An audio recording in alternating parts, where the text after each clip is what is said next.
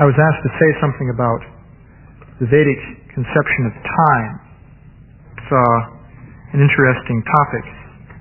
There's actually quite a number of things to be said. First of all, the basic definition of time is that time is an active potency of the Supreme in manipulating the material energy. So, time is an active agency in that sense. In modern science, time actually turns out to play the role of a number or a geometric coordinate. But in the Vedic scheme of things, it's something active. There are different dimensions of time. The starting point in the Vedic system is what is called atomic time. This is an interesting conception. There's in the Śrīmad Bhagavatam, it's mentioned here, one can estimate time by measuring the movement of the atomic combination of bodies. Time is the potency of the Almighty Personality of Godhead, Hari, who controls all physical movement, although he is not visible in the physical world. Atomic time is measured according to its covering a particular atomic space. That time which covers the unmanifest aggregate of all atoms is called the great time. So, that's the starting point of the description of time in the Śrīmad Bhagavatam. That time is based on the action of atoms. So, that's the starting point. There are a number of units of time of various sizes. In particular, there is one unit called the Truti, which is various sizes are indicated for that. But one figure that I have for that is it's 133,750th of a second. That's one unit of time mentioned in Vedic literature. So they subdivided time quite finely.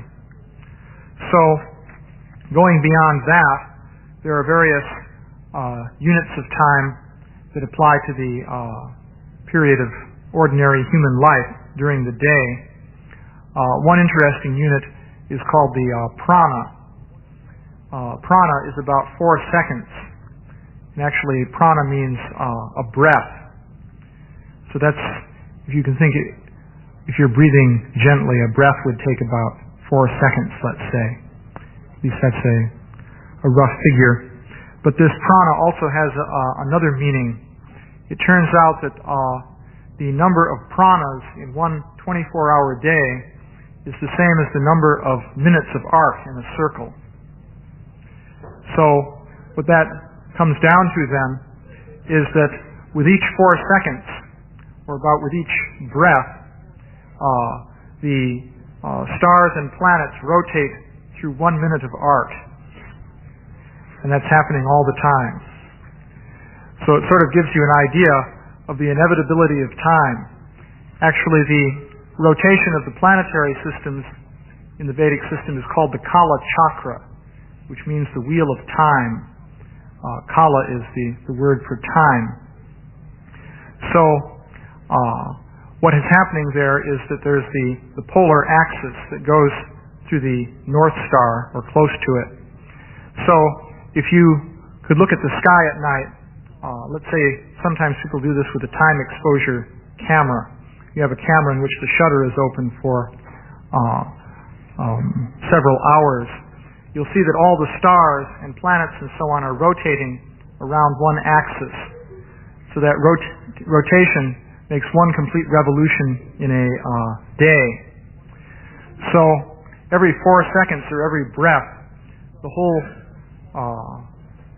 system of stars and planets rotates for 1 minute of arc.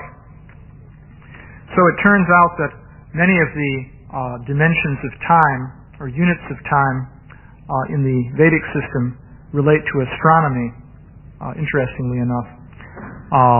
There are quite a number of sophisticated descriptions of different units of time. For example, there's the solar day. That's the time from sunrise to another sunrise. But that's distinguished from something called a sidereal day, which is the time from when a given star rises on the horizon to the time that that star rises again. And that's different from the solar day due to the fact that the sun is moving every day with respect to the stars. So another unit is called the lunar day. This is 1/30th of a month. So a month is the time, say, from new moon to a new moon. So that's about 29 and some fraction days of 24 hours. So a 30th of that is therefore less than one 24-hour day.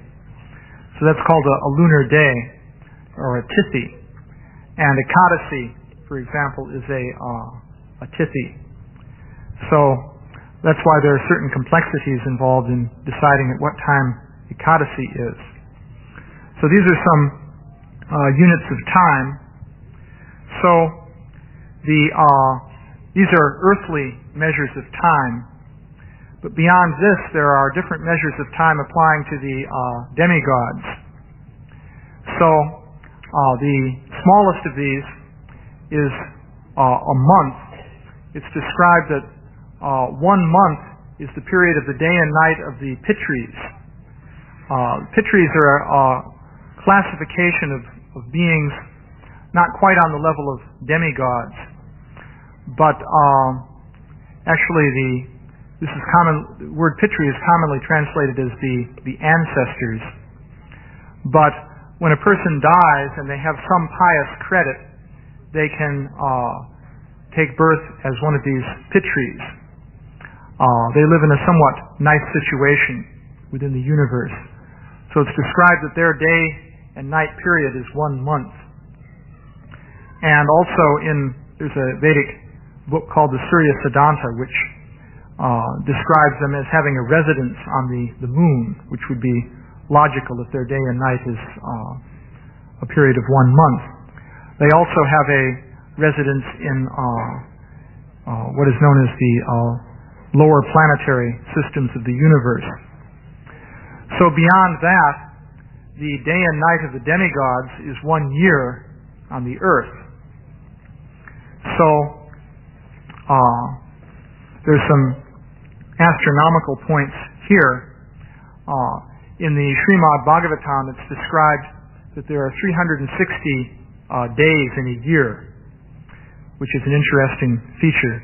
This apparently is a very ancient system, because you'll find that the ancient Egyptians initially had 360 days in a year. Later they shifted to 365. Also the Chinese had 360 at one point. So it's a very ancient system. Of course, in that system, every few years what you do is add an extra month in order to make up the complete time for a year of 365 and a quarter days. So the year of the demigods then is, or the day of the demigods is 1 year for people on the earth. It's described that 360 days of the demigods is 1 year of the demigods. So there's a time scale for the demigods, or devas. So this is broken into periods of time called yugas. So this brings you up to another time scale in the universe. So it's described that there are 4 yugas called Satya, Treta, Dwapara, and Kali.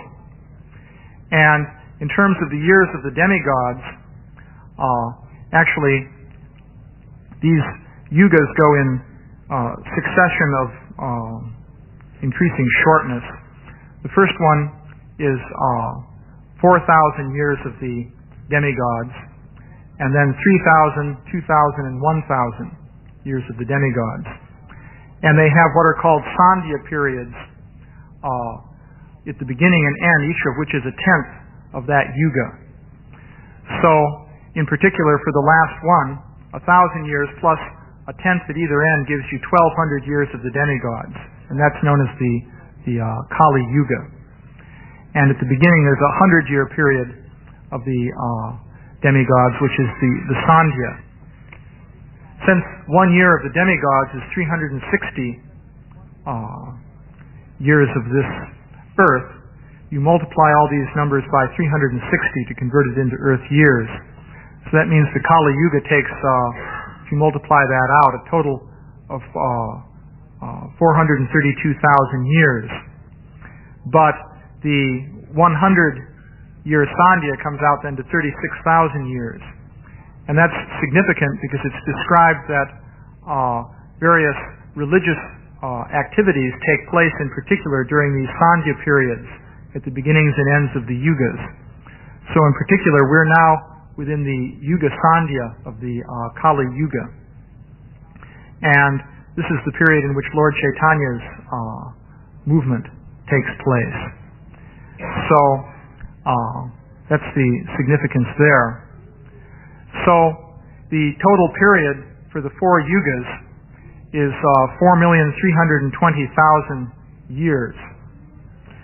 So it's described that these yugas repeat in a cycle. So one can speak of that 4,320,000 year period as a yuga cycle. So the next division of time beyond that is what's called a Manu period. And that's 71 yuga cycles. So that lasts for about 306 million years. So the lifespan period of most of the major demigods described in the Bhagavatam lasts for that period of time. So beyond that, there are 14 such Manu periods in what is called 1 day of Brahma. And there are also intermediate periods separating these Manus. So that comes to a total of 1,000 yuga cycles. So 1 day of the chief demigod within the universe, who's known as Brahma, comes to 4,320,000,000 years. So that's the daytime period of Brahma, as it's described. And then an equivalent period corresponds to the nighttime of Brahma. And it's described that Brahma lives for 100 years made of days and nights of that length.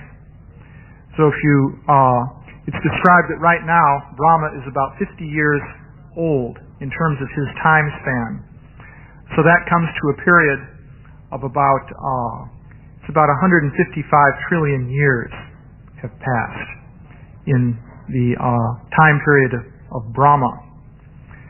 So this is the kind of time scale that you have in the Vedic system.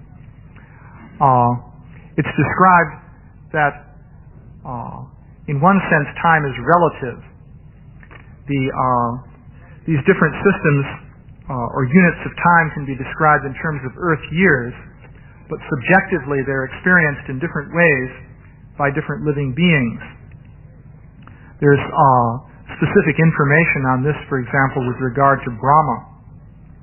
It's said that Brahma lives for 100 years of his own time, and in fact, for Brahma, the passage of time goes at a different rate than it does for us, although apparently he can speed things up so as to experience time at our level also.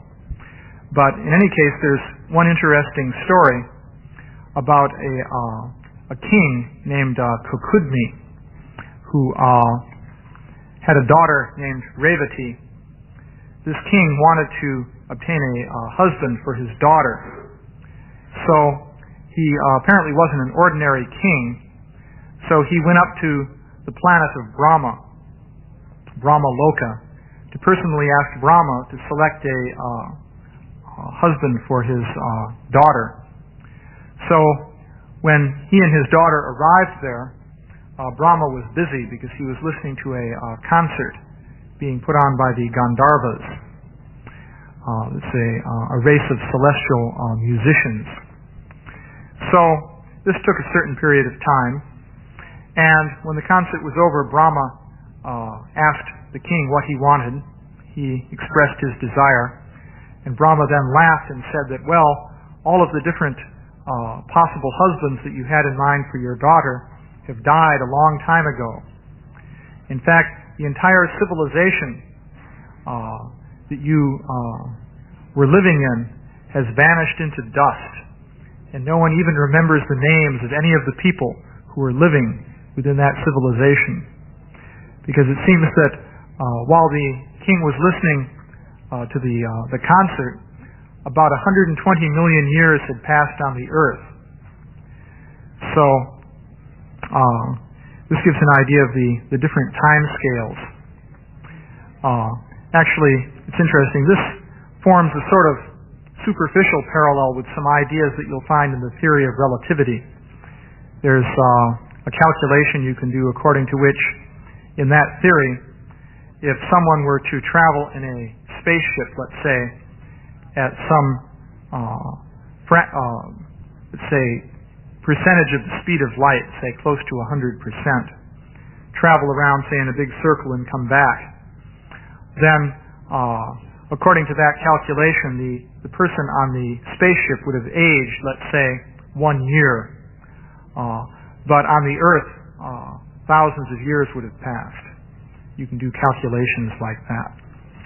So, in this case, though, it's not a matter of travel near the speed of light exactly, but when one enters into the environment of Brahma's realm within the universe, the rate of passage of time is different.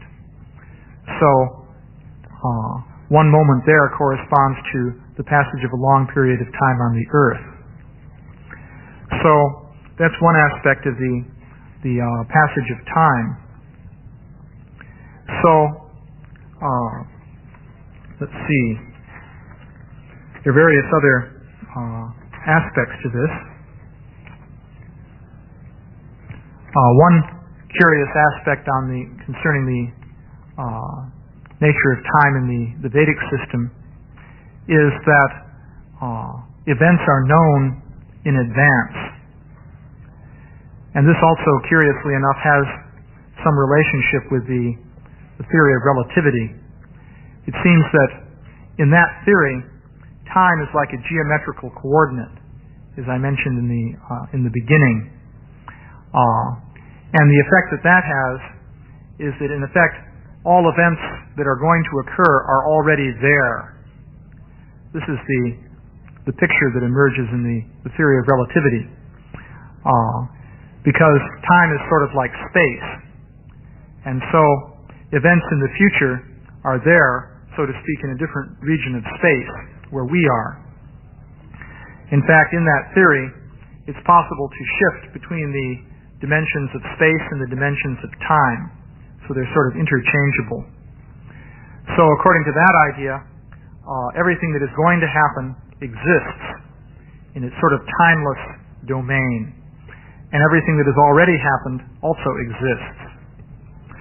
So, it's interesting. Einstein, in fact, completely accepted this whole picture of things. And he even used it to console a widow at one point.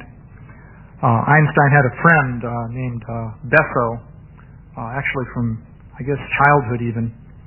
And when they were both quite old, the friend died. So Einstein said to his friend's widow that, well, you don't have to lament over the passing of your husband because, in fact, there's no such thing as the passage of time. The passage of time is simply an illusion. This was the point Einstein tried to make. Well, actually, in his theory, that would have to be true because everything is there, all laid out, so to speak. According to this idea, a human being is what he would call a space-time worm. You can imagine this worm. At one end there's a baby, and at the other end, say, an old man, and in between all the different stages, and it's all just there. This is the picture. Well, this seems a little bit artificial in many ways. It turns out, though, that according to the Vedic system, it's also true that all the different events that are going to take place and that have taken place are there in some fashion. They're laid out in a continuum. And that being the case, it is possible for some great sages to see the future. This is a capacity known as trikala gya, or knowing the three phases of time, past, present, and future.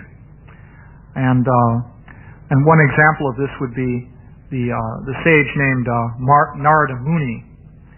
On one occasion, he was visiting Lord Krishna, and he began to describe how Krishna would be doing different things in the future.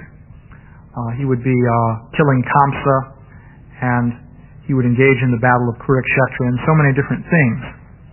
So he was describing all these events in advance. So in one sense then, all the different events are also laid out in the Vedic system. So one might ask, well then, how does this relate to the whole question of free will? And is it, how does that relate also to the idea we have that we are able to act and that we're doing different things? Is this feeling we have that we're acting with the passage of time just an illusion? This was Einstein's idea.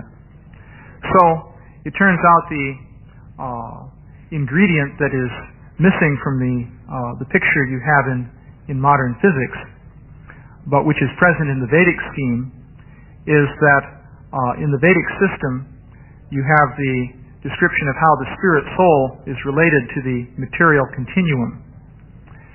So time, as described in the Vedic system, applies to the material world. Actually, the spirit soul is not under the jurisdiction of time, but the material body is. So the arrangement is set up within the material world so that in accordance with the desires of the different spirit souls, the different interactions of the material elements are controlled and conducted by the action of the Supreme Personality of Godhead. Since the Supreme Personality of Godhead is omniscient, all the different actions and reactions are worked out once and for all. However, this is in accordance with the desires of the spirit souls. So, in one sense then, you could say there's no possibility of changing everything because Krishna knows everything that is going to happen at any point in time. And in fact, that implication is necessarily there if you think that God is omniscient. If God knows everything, then He can't be surprised concerning what the future is going to be. So, at the same time though, because all of the different interactions of the material elements and so forth are carried out in accordance with the desires of the living entities, and also karma, which is another element, there is at the same time free will, because it cannot be said that the different actions and reactions that are taking place are not as desired by the living entities. So the reason that this picture is different from the picture you have in physics, say in the theory of relativity, is that in the physical picture, the only thing that exists is the material system. And so the different actions and reactions occur according to physical laws, and according then to the picture you have in the theory of relativity, the whole thing is worked out as one complete picture, which is just there. And all the different parts of that picture relate to one another according to the laws. And that's the total story. So there's no question of free will, because really there's nothing to be free in that picture. There's just the physical system, and that's all that exists. So in the Vedic scheme, the total history of the interaction of the material elements is also worked out, and it's also actually there, so that a sage like Narada Muni could see it in advance if he's given the potency to see that. And that potency is granted by Krishna. But the whole thing is worked out in relation with the desires of the spirit souls, the actual living entities.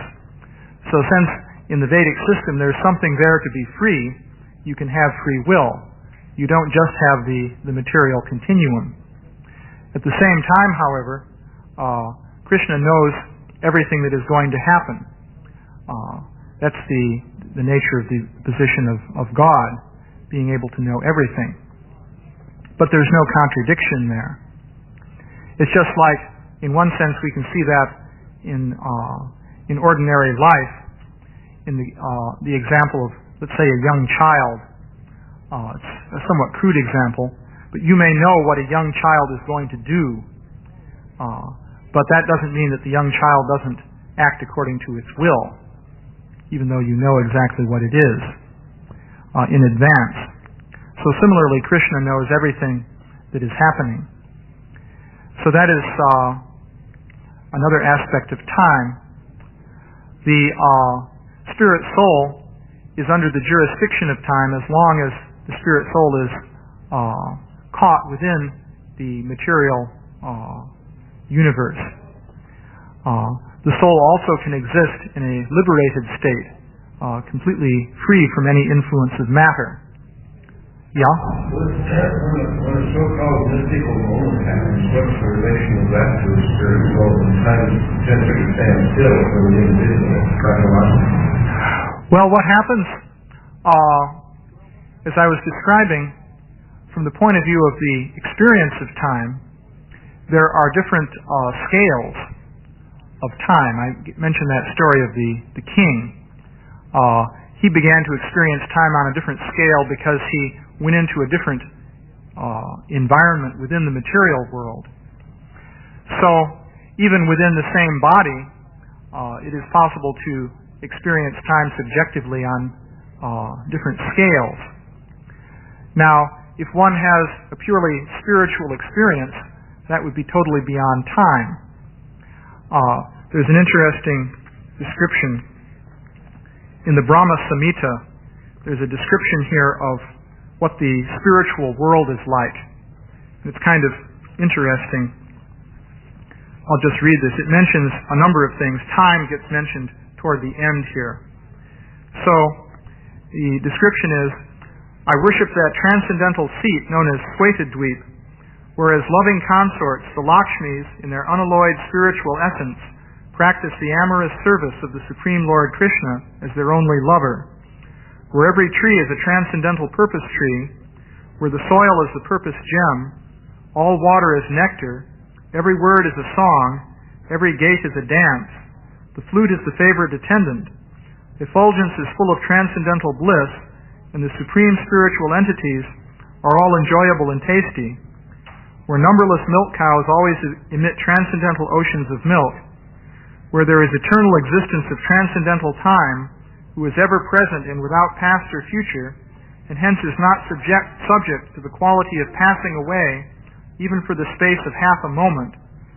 That realm is known as Goloka, only to a very few self-realized souls in this world.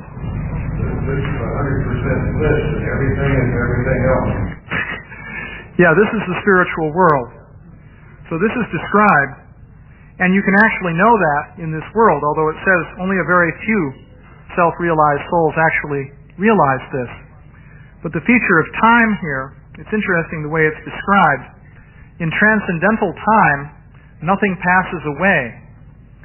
So we were describing how going up through the system within the material universe, there are different rates of passage of time. It's not that Brahma, however, is sort of like acting in slow motion. His consciousness can do more, so to speak, within any given moment of time. So the final state of time is spiritual time, and in the situation of spiritual time, in one sense time stops because nothing passes away. But in another sense, there are all these activities which are being described. In fact, there are pastimes in the spiritual world. Of course, the word in Sanskrit is lila, but in English, pastime would seem to mean that time is passing. But at the same time, no time is passing. So you have a sort of paradoxical situation in the spiritual world in which everything is present all at once, and at the same time time is passing in the sense that different events occur. Nothing is ever lost. So one refers to the eternal pastimes of Krishna. They have different variegated aspects, and yet they eternally exist, and they are eternally enjoyed within the spiritual world. So from the point of view of material experience, it's hard to understand what that is like. Although if you extrapolate from even an experience of a timeless moment in this world to its ultimate limit, one could get some idea of what the spiritual experience would be like. But the only way to really know is to go to the spiritual world. Actually, one interesting aspect of time as described in the spiritual world is this is very similar to the principle of Achintya Bheda Bheda Tattva, which describes the relation between Krishna and his energies. Because Krishna is one, and yet he has many different energies which are non-different from himself. So how can that be? Well, Lord Chaitanya explained that there's actually a fundamental axiomatic principle of spiritual knowledge, which he described as Achintya Bheda Bheda Tattva, or inconceivable simultaneous oneness and difference. And the idea there is that Krishna is one, but at the same time he has variety. And on the level of the Supreme Personality of Godhead, oneness and variety are there simultaneously. So we see in time, on the spiritual level, it's a similar situation. There are events, and at the same time, nothing ever passes away. So you have oneness and variety within time on the spiritual platform. Yeah? Is it fair to say that Krishna consciousness is a scientific method in order to arrive at this state in possibility in life? Yeah, that's what it is. Yes, is this just theory, or is it possible to actually experience this? But it is possible. And the situation is that the spirit soul in the materially conditioned state is forced to experience the passage of material time. So, of course, the nature of this material time is that we're sort of moved through the sequence of material events in which some things are in the future and we haven't experienced them yet. Some things are happening right now and some things are going into the past. It's like that with every breath. The universe revolves by 1 minute of arc. It's inexorable and inevitable. So, but this state of affairs for the spirit soul is not the only situation. One can enter into this spiritual realm of existence. And that's what the whole purpose of Krishna consciousness really is, to be able to reach that level of spiritual existence. So we really are not going to make a choice as far as our incarnations in the future, or our liberation. Well, you do make the choice. Krishna knows what is... Well, you make the choice in terms of your desire, just like it's all worked out. But because you're desiring in a certain way, that's why Krishna has worked that out to happen in that way. Because he knows what you'll desire. He also knows the point where you will desire to be free from all this. Actually, in the Brihat Bhagavatamritam, it's interesting. It's the story of a person named Gopa Kumara. It's a description of his spiritual journey, so to speak. So at a certain point in his life, he met a guru. Actually, he was living in Vrindavan. He met a self-realized soul, and he was taught by that self-realized soul to chant the holy name of the Lord, and he began to do this. But many long years passed, and different things happened, and so it's a description of his experience. And it described that he went through the different levels of the universe. He spent time in Svargaloka as a demigod. He went up to Janaloka and Tapaloka, which are still higher planetary systems. He even spent millions and millions of years as a Brahma at one point. Finally, after going through all these different experiences, he came to Vaikuntha, and he met Lord Vishnu in Vaikuntha. And Lord Vishnu said, well, I knew that in this birth, referring to the one back in Vrindavan when he met his guru, I knew that at this point you would turn to me. And it was so long that you didn't turn to me. I just was hoping that you would do that. But since I knew that you would turn back to me during this birth, I put you in contact with this guru. And so now at last you've come back to me. So this was the description